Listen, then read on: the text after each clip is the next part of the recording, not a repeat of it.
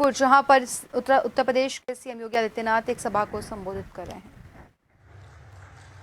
बहनों और भाइयों, इनका घोषणा पत्र तो अगर आप देखेंगे आपको लगेगा कांग्रेस का घोषणा पत्र, आपको लगेगा कांग्रेस का घोषणा पत्र यह देश के सबसे प्राचीन, सबसे पुराने राजनीतिक दल का नहीं, बल्कि किसी मुस्लिम लीग का संस्करण इनके साथ आ गया है और मुस्लिम लीग का दस्तावेज कांग्रेस आज प्रस्तुत कर रही है।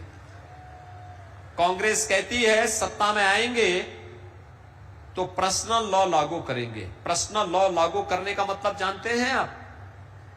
पर्सनल लॉ लागू करने का मतलब, पर्सनल लॉ लागू करने का मतलब तालीमानी शासन। बेटी स्कूल नहीं जा पाएगी,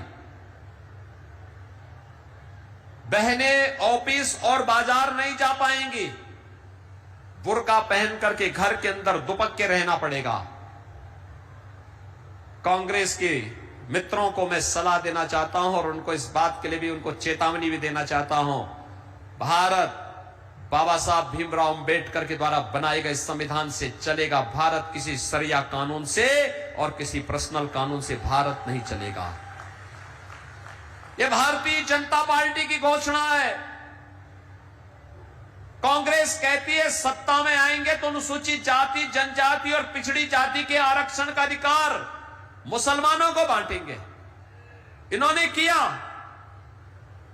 याद करिए, कर्नाटक में कांग्रेस की सरकार है, इसने ओबीसी का आरक्षण वहां पर मुसलमानों को बांट दिया।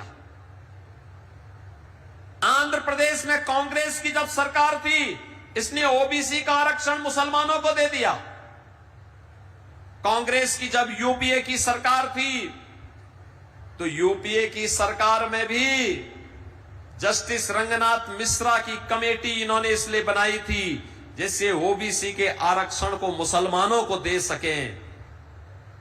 जस्टिस सच्चर कमेटी इन्होंने इसलिए बनाई थी